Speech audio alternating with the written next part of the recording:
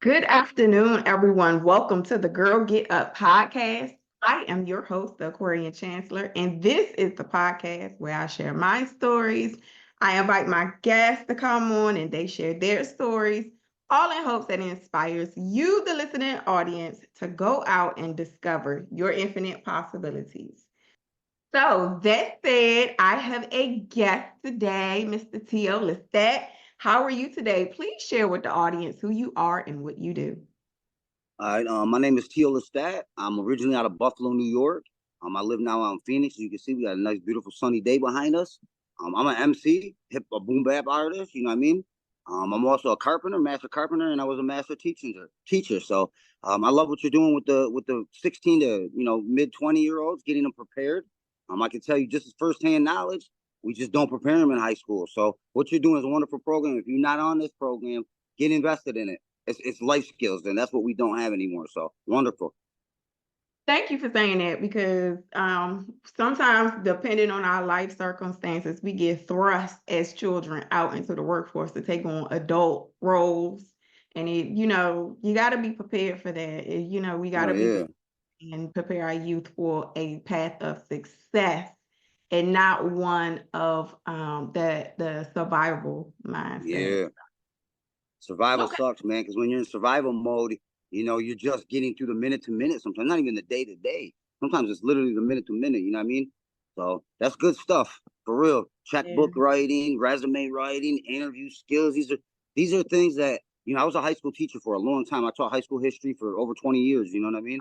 In Okay. the Buffalo public schools, and then here out in Phoenix, several different districts. So one thing I will say is that as a high school teacher, I taught economics, government, social studies, history, stuff like that. We don't teach the basics. These kids leave our high schools and they have no idea how to sign their names, most of them, how to write a check, how to apply for a job, how to do a proper interview, communicate effectively with another individual. Because it's not what we know, it's who we build with and how we grow. That's how you get Mhm. ahead in life. So this is a phenomenal program.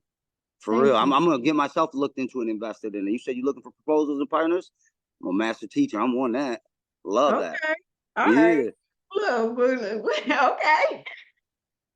So that's it. I think that's a perfect segue to talk about your platform and how you incorporate mental health into your messaging and your artistry. Share with the audience who you are and educate me because I'm looking around in the background preparing for the interview and I saw, a boom bap hip hop artist. So please educate me on what that is and then your platform and how you use that to push your message of mental health awareness.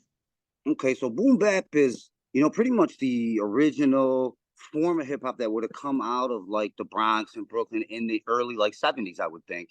Roughly around there, right? It's that boom bap, Yeah. that sound, Uh-huh. you know what I mean? That Okay. that hip hop sound when you're like, oh, that's hip hop, you know what I mean? It's not the trap sound or the drill sound. It's part of rap. Rap is a part of hip hop, but hip hop is the overall encompassing efforts of the movement of hip hop. It's a cultural thing in the sense of music and art and graffiti and dancing. And so I spit original type hip hop, boom bap. I'm an 80s baby. And so I Mhm. grew up on great MCs, Doc Effects, Smith and Wesson, Black Moon, Digital Underground. These are just original pioneers of the sound. For me, I incorporate boom bap, the type of listening you have, the sonics of it, you know what I mean? But my flow, you know what I mean, is more based on like story based, or it kind of paints an image in your mind of what I'm trying to say. I'm not just talking about drilling and killing. I don't care about that. Who wants to hear about that? You want that? You got to listen to someplace else because everybody else is doing that. So I don't want to do that. I don't even really like that type of music. Negativity. I'm all about trying to be positive in my stuff. You know what I mean? And I spit more conscious rhymes. Now my message sometimes is reality. I spit reality. You know what I mean? I talk about me, the struggles, the successes that I've been through as a person, from a young man to where I'm at today currently. Just life moments, how they happen to you, and that's just everybody. You know what I mean? So I try to incorporate, my message, which is, you got to live. You cannot let other people pull you down. You got to do you. You got to push you. You got to educate yourself. No one's going to educate you. You got to prepare yourself. No one's going to prepare you. You got to build with people. No one's going to do it for you unless you do it actively as well. And so my whole sound, Teal Stat, is for really the underbelly of society. You know what I mean? I kind of represent the people in society that work, that maybe have some schooling, maybe don't, but are intelligent people, because that doesn't designate whether we're intelligent or not. It's all about our drive force, you know what I mean? And so I represent kind of that underbelly of society, of all walks of life, you know, middle socioeconomics to low socioeconomics, not necessarily the upper class. This is not where I was raised. I'm chicken wings and beer. My mom was a teacher. My pops was a Vietnam vet and a firefighter. You know, he built the crib. I'm a master carpenter too. I started learning, you know, how to do for me as a young man, you know what I mean? And I've been able to be blessed because of that. I've always worked. I've always been able to do me. And music is just another outlet of that. You know what I mean? It's an expression of Todd Pitts is what my name is. You know what I mean? So Lestat is that. He representing the people that don't get to say stuff, that are sick of getting kicked on, pushed down, not working, not can't get a job. I'm a felon too. You know what I mean? So I get it. And when you can't get a job, it's hard. And so I represent this the disparity of life, the success in life through my music. You know what I mean? So mental health is just one of them topics because I do suffer from mental health. And I used to be embarrassed to talk about it, but I'm not. You know what I mean? So I'm type 2 bipolar, and I got ADHD. And because of this nasty divorce I've been through, how kind of just drains you and destroys you, you know, if you let it. CPTSD. So, you know, I'm not a perfect person by any means. I've been in trouble. I have mental health. I'm educated. I'm intelligent. I work hard, and therefore I always succeed, because you can't stop somebody that believes in themselves, what they're doing, and builds with other people to get to where they need to go. You know what I mean? And that's the message of HELLth. You know what I mean? So mental health is one of them. My other album I got called Insights, because it's like the insights of where I'm at, what I'm thinking. You know what I mean?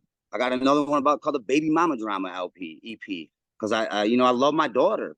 Like, I miss my daughter big time. I'm being alienated, so I represent father's advocacy. I'm a mental health advocate as well. I work with my girl out of Buffalo, Peach's podcast. You know, Seductive Peach, the Peach podcast. On Monday nights, we do mental health Mondays. You know what I mean? So I try to actively give back to people that think, oh, well, there's no way out there. There is. If you pay attention, if you work with, if you learn, if you fail and get back up again, you'll keep moving. You just got to believe in yourself. So that's what the message about. You know what I mean? Yeah. How long have you been doing music? You know, professionally, I put my first track out, Judas, which is pretty much a track describing a situation of how I got here. And I can go into the origin story. I mean, you know what I mean? But Judas dropped February of 23. Okay. So professionally, I only been spitting, shit, man, just about 18, 20 months, maybe, if that. Writing, I used to do poetry when I was in high school. But, like, I started writing bars, shoot, probably third, fourth grade. Third or fourth Okay. grade, yeah. So probably I would say 88, you know, digital underground era. So when that kicked over into the 90s and East Coast hip hop really started to blossom, you know, that's kind of when I started spitting bars. And I would take, it's funny because we used to collect tape cassettes. I'm a triplet. So I got my two brothers, you know what I mean? And we build, you know, yeah, absolutely blessed. I got two best friends from day one. You know, a lot of people don't Okay. have that, you know, for real, son. So we would buy tape cassettes, you know, because we loved hip hop. We loved rock and roll too, don't get me wrong, but hip hop, it just was the movement back in the 80s and 90s. It was taking over the sound. It was amazing, you know what I mean? It made you move, it made you think. It was conscious hip hop back then. So I would just run the little end of the tape out and I would write, you know what I mean? And my brother had told my mom about it. He's like, Todd wrote a song. I was like, nah, I was embarrassed. My mom was like, let me hear it, honey. So I spit it. I remember we was at a restaurant. I was probably in fourth grade. And my mom validated it. You know, my mom was a teacher. And she's like, I love it, honey. Well done. She was a very encouraging and loving woman. You know what I mean? God rest her soul. She just passed away last February. So she encouraged it. Yeah, it's hard. Losing a parent's hard. So she encouraged, and I was like, all right, mom, that's cool. And so I would do it with more takes, you know what I mean? And so next thing you know, I'm just writing all the time. Then I start freestyling, and I'm a beast of a freestyle. I've been freestyling sixth grade probably. So it's like, and build that into my shit. Just keep your mind movement. I read a lot. So it's a symbol of it. You know, the vocabulary you pick up when you read, you know, then you can exercise it. If you have the words, you can use them. Crazy thing. If you were to ask yourself, if you look back at that fourth grader, that's what, 9 and 10-year-old. Yeah, And roughly. yeah, you ask them to imagine where they will be in 20 years. When you look at all of your life experiences, would you have thought that you would take that step out on faith into music?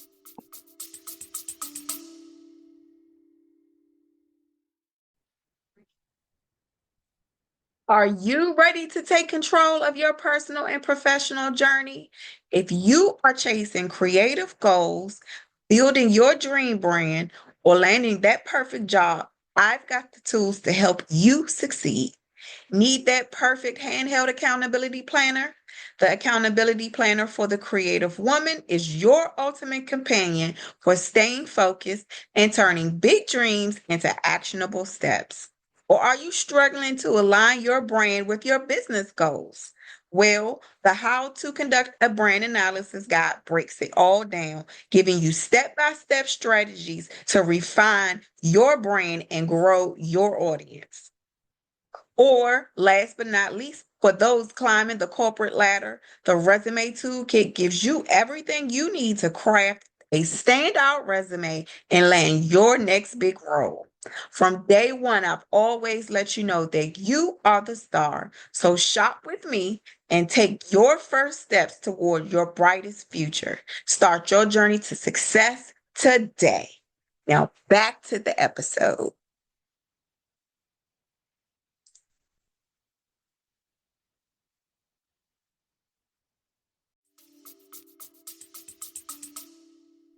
You know, it's crazy you say it because when I was a kid, that was what I wanted to be a rock star. I always wanted to be the front man of a band, you know what I mean? Because I grew up listening to like Poison and Motley Crue. I'm an 80s baby, you know what I mean? Digital Underground, Fat Boys, Poison, Motley Crue, and Michael Jackson Bad, you know what I mean? And that was the albums we was bumping. And so, yeah, I wanted to be a rock star. But then I didn't think that was ever feasible, obviously. You know, nobody does it. That's a dream and that's what you want to do. But then reality kick in and you got to do what you got to do. And so I went to school. I went to college. I did well in high school. Got my degree. I would have told myself, keep pushing for you. Don't give up on that rock star dream. Maybe I could have been spitting 20 years ago. You know what I mean? Because when I was a college kid, I used to freestyle. I get in competitions with people, and you know, I wanted to record a tape, but it just wasn't that moment in hip hop yet. You know what I mean? In a sense, for a couple of reasons. You know, I'm an Italian MC that just wasn't in the forefront as nobody cared as they do now. You know what I mean? Like back then, it was very, you know, you really had to be dope spitting. You know what I mean? Like there Right. was Vanilla Ice, and think about it. You know what I mean? And so there wasn't a real lot of dope white MCs out there. Beastie Boys, maybe. Fucking Yeah. the dude from Bushnikin and them guys, MC Search. That was about it. You know what I mean? And so I just never thought that would be a reality. You know, I mean, that I could be even in the mix with the cats I'm spitting with right now, kids I talk to right now.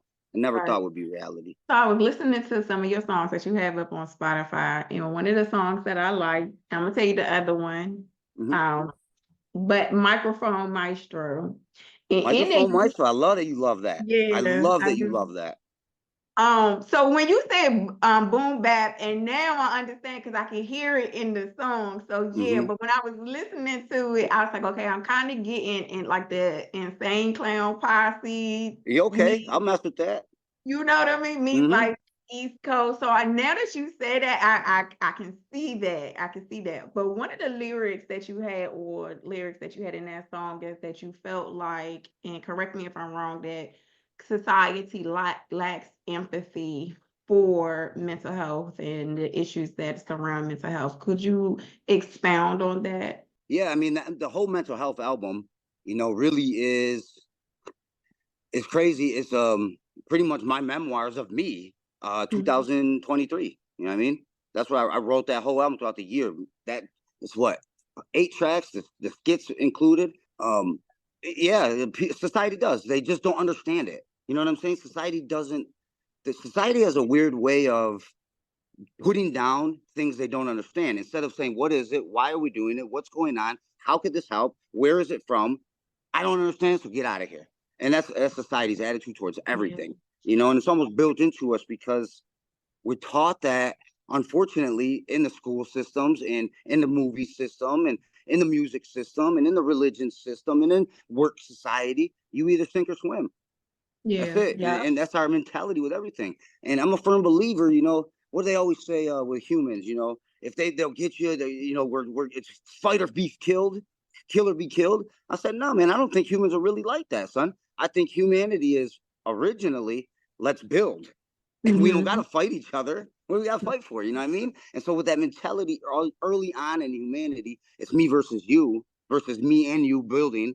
There's a difference in the mentality there. Positive outlook, negative. You know what I mean? And so society automatically builds that down on us. And that we don't do it. It's just built into our traditions, built into our family values, and our family's a big thing. But society is a bigger thing. You know what I mean? And so they don't care about mental health. They don't care about issues for humanity, period. You know what I mean? They just don't care about people, I don't believe. You know, I'm a firm believer in that. I taught government, I taught history, I taught economics, 20 years in the Buffalo public school system, and then out here in the Phoenix system. And so I can tell you from firsthand, we do that from the history, his story that we teach, from whatever perspective we're teaching it, you know what I mean?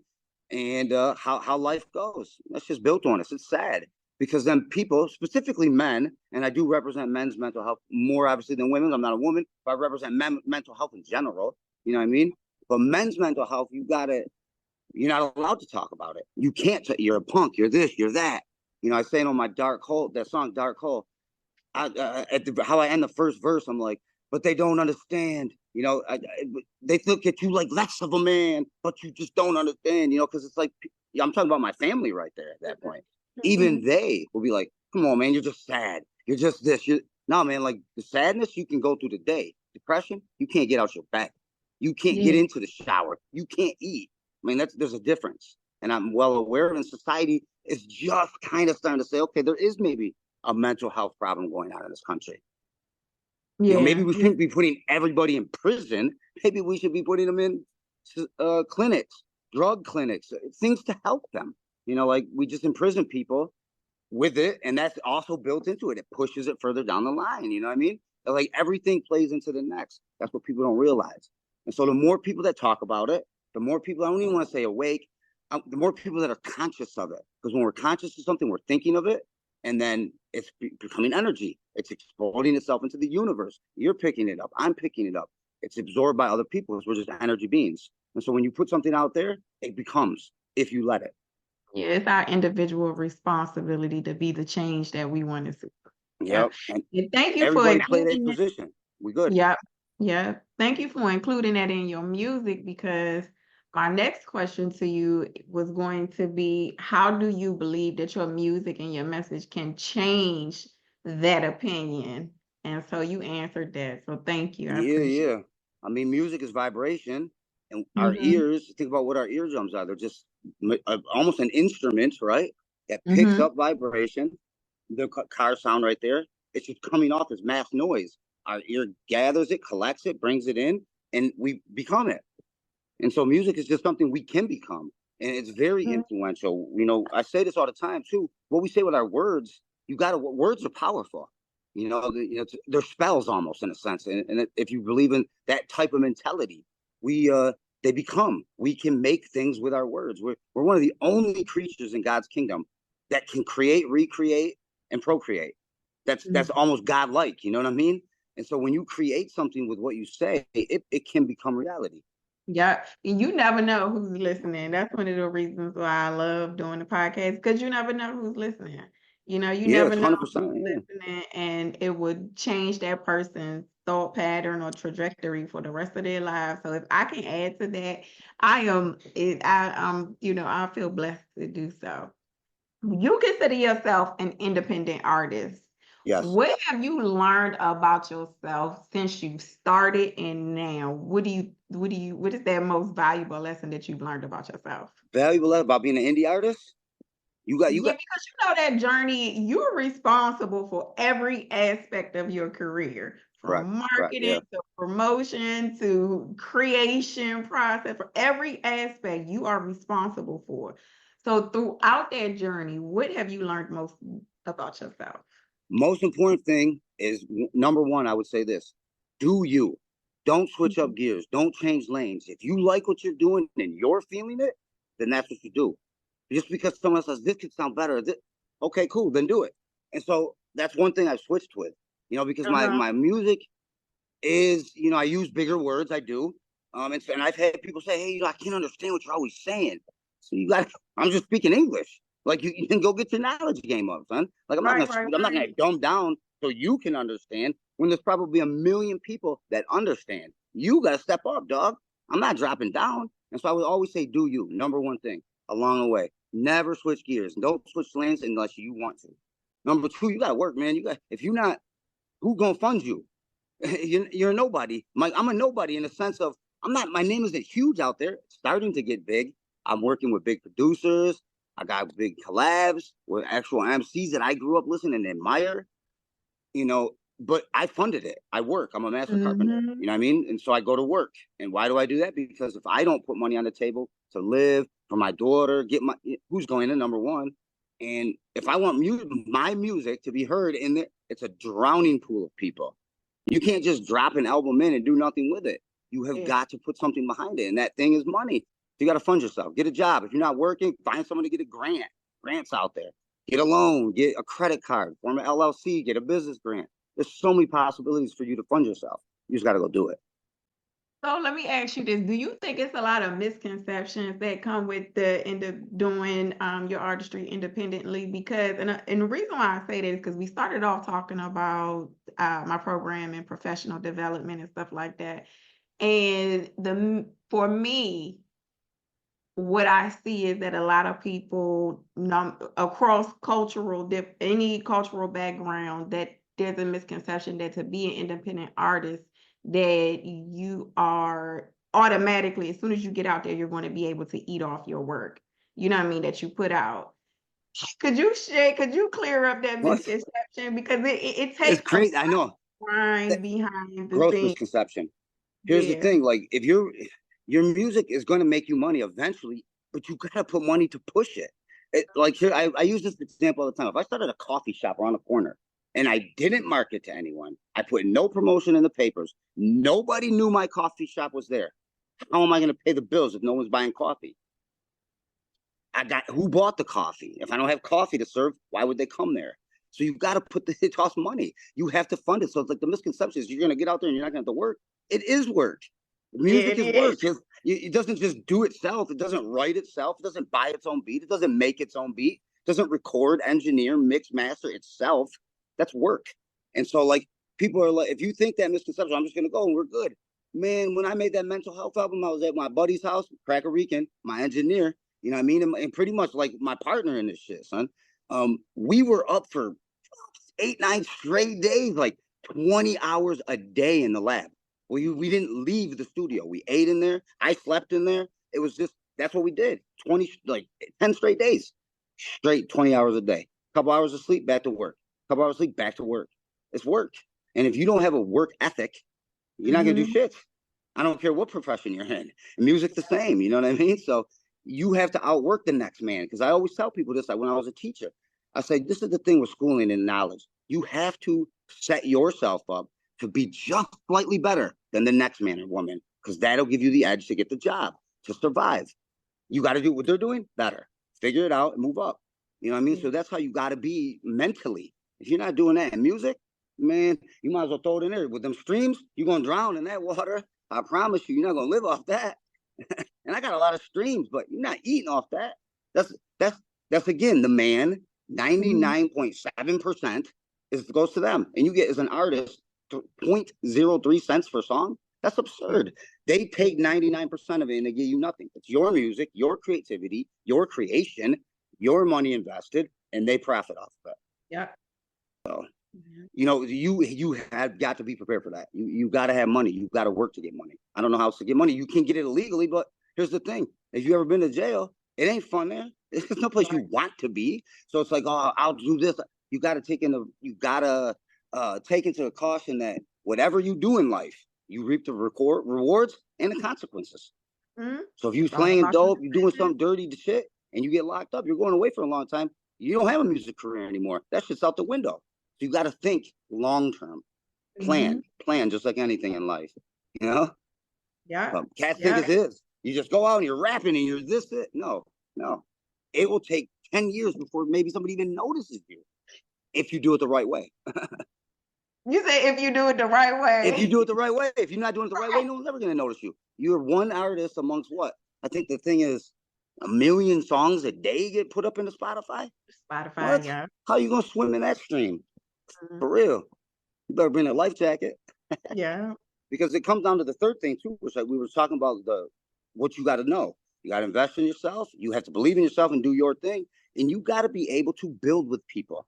You have got to communicate effectively. You Yeah, I can't do think, this alone. yeah, that's one of the major challenges is learning to, when you're building your community, just know, like, you know, who you can build with. So that could be a major challenge. I would say, Yeah.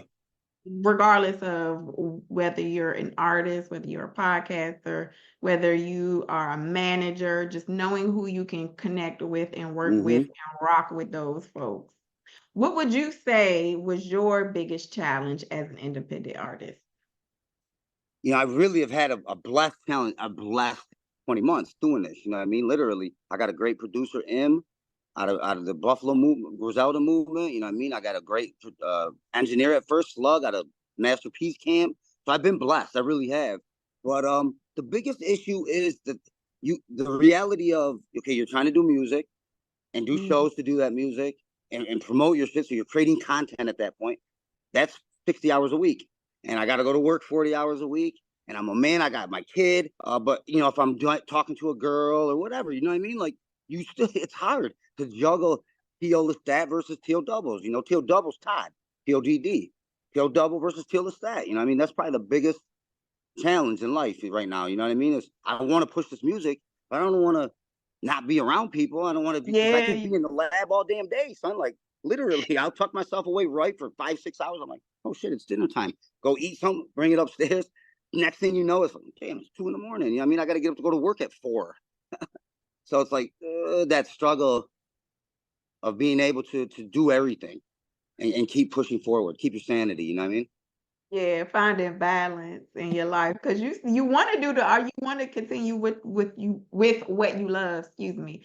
But then you also, you know, you want to experience life as well. You want to experience your kids. You want Exactly. to experience going on vacations and you know what I mean? Yeah, you Yeah. still gotta be a family man. You gotta, because family to me is everything. I'm Sicilian, you know, and I very much believe in family. I'm a huge proponent. I got my daughter, I got my 2 brothers, you know, my sister, and some closer family members like cousins and uncles that I try to keep up with. Because if you don't have them in your life, if I don't, I realize this with this divorce. You'd be surprised how many people bounce on you when you're at your lowest point, and you ain't got nobody who's there when you call and picks up. You know what I mean? That's who you build with. Those Yeah. people care about you. And so family's key. Now let's get to the fun part a little bit. Out of all of the records that you've recorded, which one is your favorite? You know, I love that you said Microphone Maestro because that is one of my favorite records I've ever written. Okay. You know what I mean? I've only done it at a couple of shows that I've done. I don't do a lot of shows right now, but I'm gonna get into it. But I do go out and perform, so I can just keep my craft moving. You know what I mean? And so you have to do that. Microphone Maestro is one of the funnest because I just love that beat. Mhm. You know what I mean? It's a little different. It's not an imminent beat. It's my boy out of Jersey, you know what I mean? A cat I met through the Griselda movement, like buying merch and shit. And we Okay. became choice. Ruiz, you know what I mean? My boy, yeah. And so it's his beat. I said, give me a beat, son. I'll spit on it. He was so excited. Like every time I show him the stream count, he's like, that's my track. And he shows all his buddies and shit because that's Yeah. cool. So I like doing that record particularly. And then probably Dark Hole, because Microphone Maestro Okay. I was just getting in this fun record and you could hear the life in me. You know what I mean? And then by Dark Hole, I was at a dark hole. I was in a bad spot in life. And so I wrote that record, you know what I mean? And then when I did, I heard it. And when we recorded it, it came out even better than I had envisioned it in my notebook. You know what I mean? How that magic happens in the studio. But Okay. Dark Hole and Microphone Maestro. Okay. Yeah. Um, so one of Highest and them lowest point. at your, you know what? I think that's the time where it's like that Phoenix rising. You know what I Yeah. mean? Yes, Yeah. absolutely. Yeah. Good Um, stuff. I would say New Year's resolution. I like that one. Okay. A lot of people love that record. A Yeah. lot of people love that record. My boy put me on. He's like, man, this is awesome.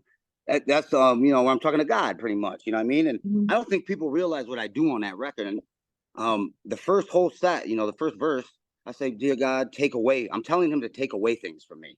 So if Yeah. you listen to the words I use, they're all synonyms of take away. Mhm. You know, if you listen to it, right? And then the antonym is to give to me. And that's the Yeah. whole second verse. And they're all synonyms of the word to give, to bring to me. So when Okay. I'm gonna go back every and time I say, dear God, You know, I don't remember all my lyrics. I got like 500 songs going right now. But I could play it and I could then pick it back up. You know, I write so much I don't remember lyrics, but that's what I do in that track. So, who is your dream collab? You know, my dream collab, unfortunately, is already passed away. Will be Shock G from Digital Okay, Underground. That's probably the biggest influence in my music. Shock G, and okay, right now alive would be Black Thought, yo. He's probably the okay, dopest MC to ever touch the microphone, like number one spot. I'll argue it. I'll put any of his songs against anyone's number one and be like, nah, man, you ain't taking it. Black Thought took it, son. Period. You know, okay. he is a conscious bar spitter. He writes rhymes that you can feel, you understand. Same with Humpty Hump. You know what I mean? Because he had that though that persona. If you remember the Humpty Dance and Digital Underground and that era of hip hop, Oh, Humpty um, Hump. Okay, okay. yeah, the Humpty Dance and Mhm. Shock G with the big nose and Yep, yep, yep. come on, like he made a persona that stood out in a time when hip hop was in its feeble stages. He's like, I'm not gonna do what everyone else is doing. I'm gonna do Shock G. Shock G did Shock G, and he created this character, and then he ran with it. He wasn't embarrassed on Right, it. He said, "I'm fucked up. Humpty Hump's the man," and that is the truth. You know what I mean? And he appeared in every single album forever. right. I know that's right. That's the prime definition of find your lane and stick in it. So that would be the dopest. Or I'd like honestly, Rome Streets, Boldy James. Um, Okay, I've been collab with some of the cats that I do like. I'm messing with a couple guys out of Boot Camp Click from Black Moon and Rusty Jukes. I got an album track with, okay, and I got a couple tracks with some dudes out of Griselda. Because I was tapped in Buffalo. You know what I mean? Shouts out to my man King Ralph and Imminent Productions. Like they put me onto this. King Ralph assured me, he's like, you can do this, bro. You spit. I was like, yeah, yeah, yeah. He's like, well, let me hear something. I spit something. He's like, yeah, I like that. It's HELLth, son. I was like, man, I was thinking of going with this name. He's like, nah, dog, you can't change that name. You just HELLth. I was like, yeah, you're right, man. all So right, that's King right. Ralph, my man, put me on with that. And I'll shoot him out on that forever. What legacy do you want to leave behind with your brand and your music? I want to be ultimately in the class of pool of dope MCs, bar spitters. There's Mm. rap, there's all this great music out there, but spitting bars is a different level of hip hop. You know what I mean? When you could go through the song, because I surf the pocket. If you see what I'm doing in these tracks, I'm very rarely writing a beat. You know what I mean? I'm in and out of the pocket, whatever I want to flow with it, and I just whatever the lane is doing, I'm matching my word volume, how I stretch the word, what I'm saying. Everything I say is very intentional. The word play off of each other, the syllable count, how I'm sometimes rhyming different parts of the words if you listen to it, the flow of it. You know what I mean? And so like I take pride in that, and I want to be known as someone that this guy crafts ill bars, and he got a message in his songs. Yeah. And I try to come across with a message. You know what I mean? I don't want to bring a message of negativity because words are powerful, like we say, and what we are is what we become. I'm gonna put out Mhm. positivity, conscious rhymes to let you know it's okay, man, what you're going through. You're not alone. It's all right. You're not weird. You're not different. You're not isolated. I'm here. This is what I'm talking about. And I go out with that mental health album. I went out on a limb talking about depression and suicide, and this is what I was thinking. I didn't even submit those records like in I didn't submit them records in like when I'm going up in things that I do, you know what I mean? To build a Mhm. name. I Mhm. can't put that out talking about killing myself, I don't feel good in my mind. And then I got like a couple of them. I was like, this is a dope album. And then I Yeah, came up with the concept. I'm like, what if I'm going to a doctor's visit? right. Great concept. Let me ask you this that you said that because going into it with that mindset and then you look at now going in, you look at the stream numbers on that album. What do you think about that? Like, do you like, dang, I made a bet. Like, never underestimate yourself. Never Yeah, underestimate. don't underestimate because Yeah, here's the thing: you don't know what people need to hear. And yeah. I'm a firm believer. Do you? If you really think it's important and you're trying to make some sort of change, you're not going to change the world. Let's be realistic. We can't be silly. But I don't want to change the world. I want to change the people around me so they can change the people around them and around them. And that's how you make an impact. So if you can even get one person to be like wanting to have hurt themselves that day, because I've been there, unfortunately, it's not a good place to be mentally, yo. And so if you could change one person's mentality, you big things, man. So what if they listen to my track and they're like, oh shit, he's talking about killing himself? He didn't, he's thinking this out loud, doing this out loud. Music is my therapy. It's when I started it for in 22. You know what I mean? To get out my head. And Yeah. so if I can help somebody, that's perfect. I never thought like people would want to hear it, but it does. It smacks. I'm on DJ stations with it. People are playing the records, and it's like, all right, cool, man, because they mean a lot to me. They're very personal songs. Yeah. And for people to even vibe with them, it's like, oh man, that's dope. It's real dope because I just want to, like I said, be known as a bar spitter, painting pictures with my words, and bring something across that's not being talked about. Yeah. Well, shout out to you for your transparency because it matters. I'm glad you did that. Yeah. I was going to ask you because I always leave off on asking my guests because this is a platform of inspiring people to believe in their infinite possibilities. Could you please leave the guest with an inspiring message? But this whole podcast episode was like dope to me. But go I ahead if you appreciate that. I one appreciate it. last This is a fun. And yeah. this is why I like doing interviews with people because, all right, and I got a lot of interviews out. If you hit up my link tree, I got them all listed up there. That's why I was talking about that earlier. I like to put them together so my fans could get to them, because sometimes they don't even know what you don't know exists. You don't know exists. You're never going to see it. So, like, I love it because you get to be who you are. And a lot of people are nervous in interviews. I've always done good in the interview in a sense, like a job interview. Then I walk in, I have confidence in myself. I know who I am. I know what I'm about. I stand on my brand. I stand on my music, and I stand on Todd Pitts and Lestat. So, like, what do I got to ever be unsure of? My message to the audience is build. Jump on, like, listen to what we got going, because I rhyme with a couple of dope people. The Goonies, shouts out to my Goonie brothers, Max Osama, Monster 357, Cracker Rican. We got a new project coming out. Actually, we dropped one on Monster Joint the other day, and Max just dropped a new album or track the other day, too. So go peep them out. I rhyme with a great group of people, man. And everybody that is in my cipher, we all have the same mindset. It's like build, move forward, try, fail, try again, fail again, pick yourself back up and fail again, and then get going. You know what I mean? Don't stay there, get up. You know what I mean? And that's all of our mentality. So it's a good feeling because we're pushing each other and we build on it. And so like we making that movement, trying to stir up a different agenda in hip hop, so to speak, where bars matter, what you say matters. It's all very important to the listener because if you want fans to gather to your music, you got to give them something to want to listen to. Yeah. It makes me feel good inside because I've been, like I said, man, the last couple of years I've been beat down. All this music I've been doing is a reflection of where I was and trying to pull out of the lowest point I've ever been in my life where I didn't think I'd ever make it. I didn't think I'd be right here right now. I know that's right. Well, thank you, T.O., for hanging Yeah. in there with me today. We're going to let the Appreciate you. audience Shouts out to go. Dom for hooking us up. Hey, Dom, I appreciate you, son, for real. Let's keep building, my G. For real. Hang on. I'm going to send you off the right way with everyone else. We will see you next episode. Take care, everyone.